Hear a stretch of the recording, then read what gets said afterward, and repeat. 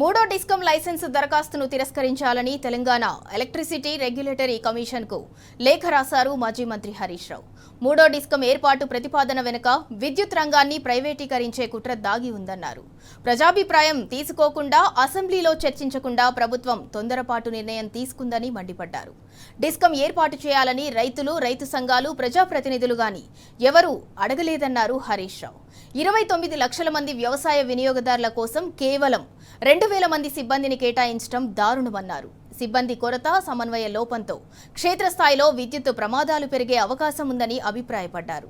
ఎలాంటి ఆదాయ వనరులు చూపించకుండా 35,000 కోట్ల బకాయిలు వసూలు బాధ్యత కొత్త డిస్కంకు అప్పగించటమేంటని హరీష్ రావు ప్రశ్నించారు. ఈ నిర్ణయం రైతుల సంక్షేమం కోసం కాదు, ఆర్థిక పరమైన అంశాల కోసమేనని స్పష్టమవుతోందన్నారు. 30 లక్షల మంది రైతుల అనుమతి లేకుండా కొత్త డిస్కంలోకి మార్చటం ఇండియన్ ఎలక్ట్రిసిటీ యాక్ట్ ప్రకారం చట్టవిరుద్ధమన్నారు. కొత్త డిస్కంలో క్రాస్ సబ్సిడీ లేకపోవటం వల్ల ప్రభుత్వంపై భారీ సబ్సిడీ భారం పడుతోందని అభిప్రాయం వ్యక్తం చేశారు.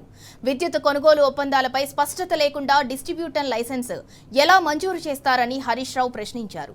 కమిషన్ బహిరంగ విచారణ పూర్తి కాకముందే జూన్ 2 నుంచి డిస్కం ప్రారంభమవుతోందని ప్రభుత్వం ప్రకటించడం కమిషన్ను ఒత్తిడికి గురిచేయటమే అవుతోందన్నారు హరీష్ రావు.